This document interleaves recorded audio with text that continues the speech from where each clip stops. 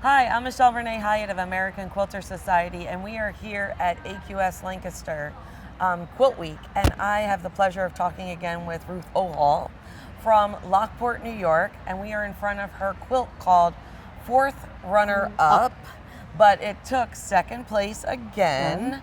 And so Ruth, this has really been, I think you used the term Grand Slam quilt for you. Yes. So it has placed every time you've put it with us at our show, correct? Yes.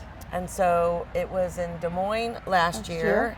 So quilts can spend 12 months with us at AQS. So they basically have a birth date from the first time they are entered in the show. So you started with Des Moines last year. And AQS, yes. At AQS. And then it went to our Branson show, Paducah show, Grand Rapids show, and now here. Right. Correct? And it's been to Philadelphia, and I showed it at home, and it has taken a ribbon every single time. Well, it is phenomenal. If you had to guess, because I don't think you've counted, how many hexagons would you say are in this quilt? Oh, I don't know, maybe 2,000? They're 3/4 inch hexagons.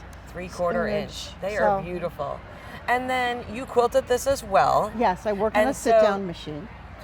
So it is in our stationary category here, which means you move the fabric and the machine stays in place. That's right. Just we get a lot of questions on what's the difference between stationary and movable. Oh, so I I'm want sure to you point do. that out. Yeah. So quite a large quilt for a stationary.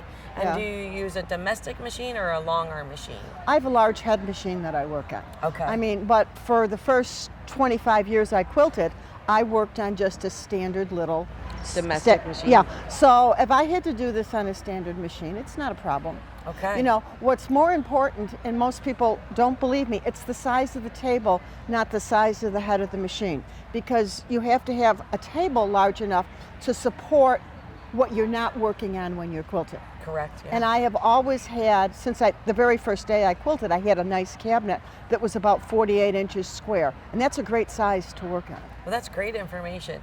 And so you went about, you quilted inside of each of the hexes. Right. And what else did you do? Like, how did you approach how you wanted to quilt this? Well, I did a couple of samples because obviously you want to stitch as long as you can before you break a thread. And I figured out a path. If I quilted like that little flower in the center of each one, it gave me a traveling thread, and I could start in the center hexie and then work my way out with one thread, except for when I was changing colors. Sometimes I would look at something and I would say, no, I want a different color thread in this center hexie, and then I would quilt that one, and I need to do a thread change. If I had something nearby that was going to use the same color thread, I might go off and quilt another hexie and then come back to it. And then when all the hexies were done, I went back and did, well, I call them joiners, the ones in between all at once. And I would not do that again. Now on my next quilt, I quilted them as I went along because it eliminated a problem of getting a little poof in between. Oh, excellent. So if you've got poof, then you need to work it in. So this time I approach things just a little differently. And if you had to guess, do you have any idea how many different thread colors you have in here? Probably 15 anyway, 15. 15. And do you keep the same bobbin thread, or do you change out your bobbin thread as well? No, I'm pretty good on maintaining my tension, and I keep the same bobbin tension because I want the back of each quilt to be a work of art in itself. And so I'm very conscious of the back. So usually I use one that's a pretty close match to the backing, and then you get a texture and the back looks like a whole cloth. It's a shot cotton. I like shot cotton because it gives relief when you quilt. And the quilting, when I use a plain back, which a lot of quilters won't do because of tension issues, you really see the relief on the back. You know, sometimes on the front you'll lose the quilting to the prints in the fabric, but when you use a solid on the back, you can really see the quilting. And you said you used a silk batting? This has a silk batting in it, yes. That's very cool. And then we did talk in length in a previous video. I had the pleasure of interviewing Ruth in Paducah. We did talk a little bit about the approach that you took with your beaded flange, right, the piping, as part of the binding. But let's talk about the trapunto. So you put trapunto in when you quilted the borders. You did a little bit of trapunto, correct? I added the trapunto when the quilting was done. I had my design on the quilt and all quilted with what I considered a pretty high contrast thread, and I thought, I'm fine, that quilting's going to show up. And I forgot that when I did this quilt, I used a silk batting, which has a nice loft, but not quite as much as wool. And when I stood back from the quilt, you barely saw the quilting. And the quilting was a major part of the finishing of this quilt. So then I went back and I know how to do hand trapunto, and I did it after the fact, and you go in from the back with a large needle and you draw yarn through to stuff them. And Really? I think it made a huge difference on the quilt. Oh, it definitely stands out for sure. Yeah.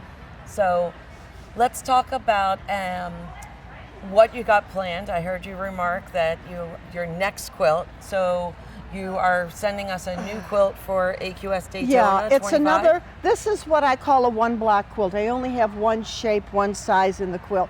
The next one is similar, and it was inspired by a river cruise I took in France. And when I went to the city of Arles, which the Romans used to occupy, so it's very old, I was in one public part of the city, the ancient city, and the cobblestones were laid in this very subtle pattern. And the stones are all just slightly different colored. And I thought, oh, I could do kind of a cobblestone quilt. And then the other thing I noticed in the city was how much vintage ironwork and decorative ironwork was throughout the city. And that inspired me to do a special border on the quilt. So the next one is called 6 Hours in Arles. It's the 6th quilt in my Yankee series. Okay. And I did have about 6 hours in Arles. So the next one is another one-piece quilt. It is done in my favorite Japanese fabric. I was just going to ask you, being your Japanese fabric. It's similar, but it's very different as well. Well, I look forward to seeing it.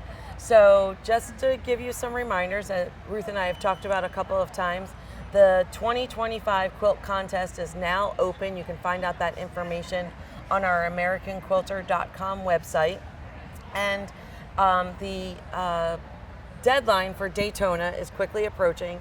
It is September 19th, so make sure if you're interested in sending a quilt there that you look into getting that entry in right away. And Ruth, it's been a pleasure interviewing you again. You're right. And if you want to know more information about Fourth Runner Up, we have a really great interview from back in Paducah. You can go to our Quilt TV on YouTube and query Ruth Ohol and find out, hear a little bit more about this fantastic quilt. So you too should look into entering at AmericanQuilter.com.